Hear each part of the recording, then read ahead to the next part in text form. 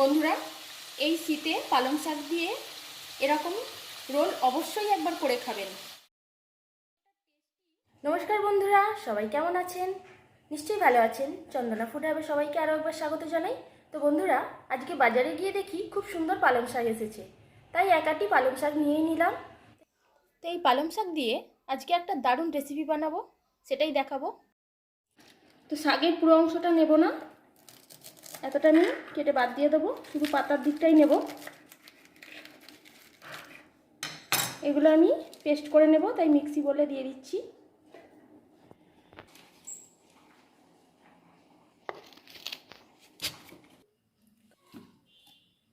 পালং শাকের পেস্টটা করা হয়ে গেছে, এবার এগুলো আমি ছেঁকে নেব। একটা ছাঁকুনি আর বাটি নিয়ে নিয়েছি, এটা চামচ আনতে হবে।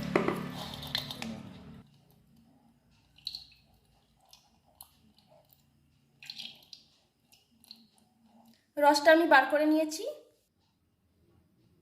তো আজকে রেসিপির জন্য আমি এখানে এক বাটি গমের আটা নিয়ে নিয়েছি, আর পুরের জন্য এখানে দুটো আলু সেদ্ধ করে নিয়েছি, 3 পিস চিকেন নিয়েছি, আদা রসুন পেস্ট নিয়েছি, কসুরি মেথি পাতা নিয়েছি, দুটো পেঁয়াজ এরকম ছোট ছোট করে কেটে নিয়েছি, জোয়ান আর কালো জিরে নিয়েছি, আর সাদা তেল নিয়ে নিয়েছি। আলুটা আমি একটু ম্যাশ করে নিচ্ছি।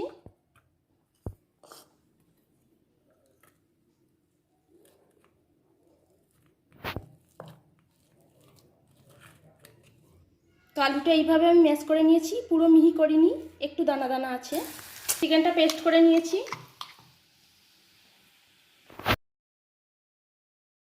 কড়াই আমি এখন একটু সরষের তেল দিয়ে দিচ্ছি, পুরটা তৈরি করব বলে। তেলটা গরম হয়ে গেছে, আমি পেঁয়াজটা দিয়ে দিচ্ছি। পেঁয়াজটা ভাজা হয়ে গেছে, এবার আমি 1 চামচ আদা রসুন দিয়ে দিলাম, একটু হলুদ গুঁড়ো দিলাম, একটু লঙ্কা গুঁড়ো দিয়ে দিলাম।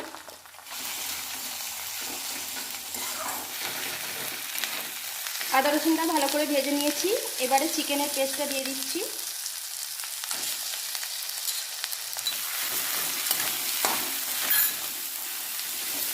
চিকেনটা যেহেতু পেস্ট হয়ে আছে, তাই নাড়াচাড়া করতে করতেই এটা সেদ্ধ হয়ে যাবে।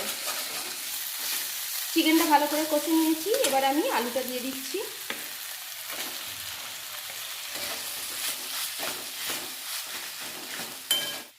পরিমাণ মতো লবণ দিয়ে দিচ্ছি।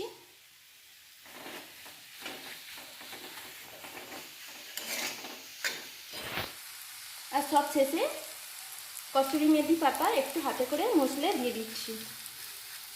কসুরি মেথি পাতাটা দিলে গন্ধটা খুব অপূর্ব সুন্দর হয়। পুরটা এখন একদম রেডি হয়ে গেছে। পুরটা এদিকে ঠান্ডা হোক, আমি এদিকে আটাটা মেখে নিচ্ছি। আটাটা আমি একটা থালার মধ্যে নিয়ে নিচ্ছি।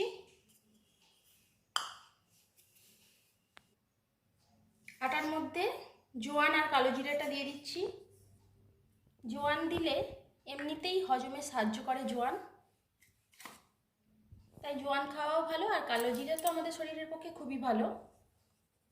একটু লবণ দিয়ে দিলাম, আর ময়ামের জন্য একটু সাদা তেল দিয়ে দিচ্ছি।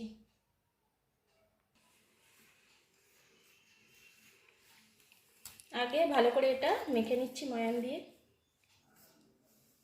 ময়ামটা খুব ভালো করে মিশিয়ে নিয়েছি। এবারে হাফ আটা আমি তুলে রাখবো। আমি জল দিয়ে আটাটা মেখে নেব। আপনারা চাইলে আটার বদলে ময়দা দিয়েও করতে পারেন। আটাটা এছি খুব নরমও নয়, আবার খুব শক্তও নয়, যেমন আমাদের রুটি হয় তেমনই মেখে নিয়েছি। এবার আমি বাকি আটাটা এতে নিয়ে নিচ্ছি, আর এই আটার ডোটা তুলে রেখে দিচ্ছি। এটা আমি এই পালং শাকের যে জুসটা বার করে নিয়েছিলাম সেটা দিয়ে মাখবো।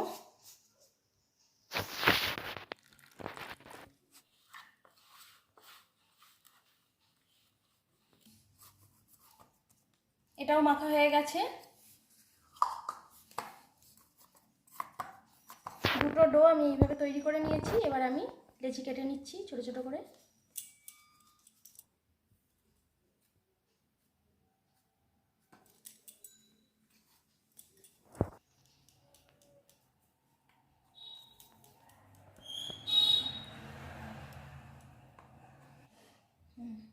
এখানে একটু ময়দা নিয়ে নিয়েছি, এটা আমি জল দিয়ে একটু গুলে নিচ্ছি।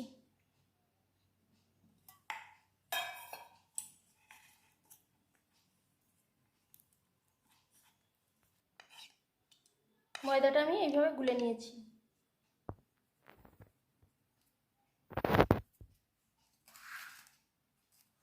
এবার রুটিগুলো আমি তৈরি করে নিচ্ছি।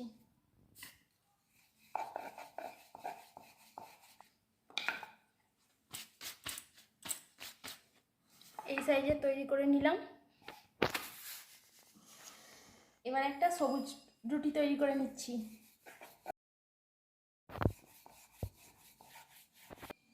সবুজ রুটিটা আমি তৈরি করে নিয়েছি। এর সাইড দিয়ে আমি একটু ময়দার লেটাকে লাগিয়ে দিচ্ছি। এর ওপরে আমি সাদা রুটিটা দিয়ে দিচ্ছি।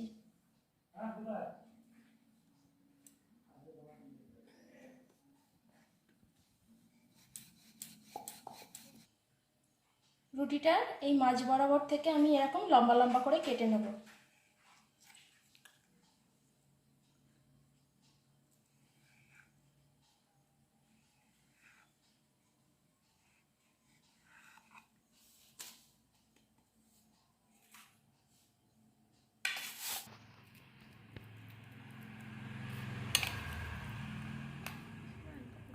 এবার এই সাইডটা আমি পুর দিয়ে দিলাম।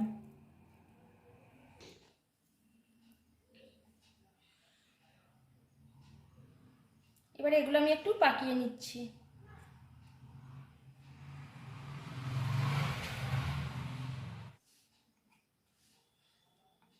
সবগুলো এরকম দড়ি দড়ি করে পাকিয়ে নিলাম। এবার সব মুখগুলো আমি এইভাবে ভরে নিচ্ছি।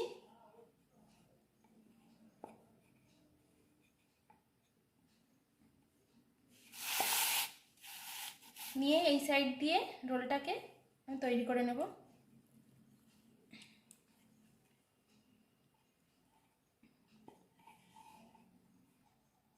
এইভাবে আমি তৈরি করে নিলাম।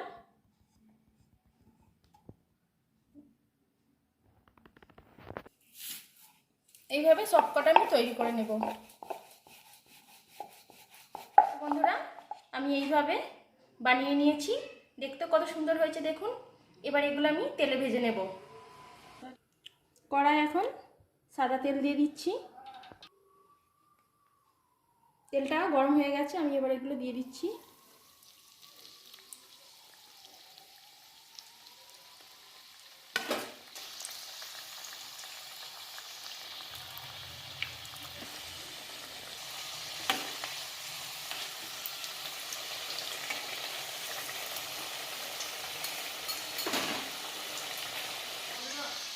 এই রোলগুলো খেতে একদম কুড়মুড়ে হয়। দেখুন এক্ষুনি একদম শক্ত হয়ে গেছে।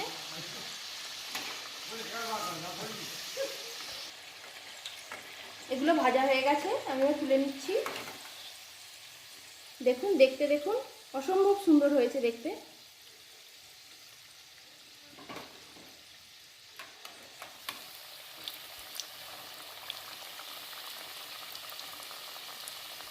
বন্ধুরা, এই শীতে পালং শাক দিয়ে এরকম রোল অবশ্যই একবার করে খাবেন। কতটা টেস্টি না খেলে বুঝতে পারবেন না। খুবই সুন্দর খেতে। আর যেহেতু চিকেনের পুর ভরা আছে, তাহলে তা বলতেই হচ্ছে না।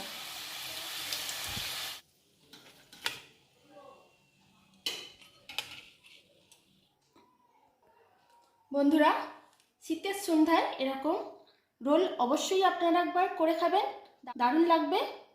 আর রেসিপিটা যদি ভালো লাগে তাহলে প্লিজ আমার চ্যানেলটিকে লাইক, শেয়ার এবং সাবস্ক্রাইব করে আমার পাশে থাকবেন। আপনাদের একটা ভেঙে দেখাচ্ছি এটা কতটা কুরকুরে হয়েছে, একদম মজমজ করছে মাঝখান থেকে। দেখুন পুরেটা কাঁচা ভিতরটা, আর এগুলো একদমই কুরকুরে হয়েছে। সবাই সুস্থ থাকুন, ভালো থাকুন। ধন্যবাদ বন্ধুরা।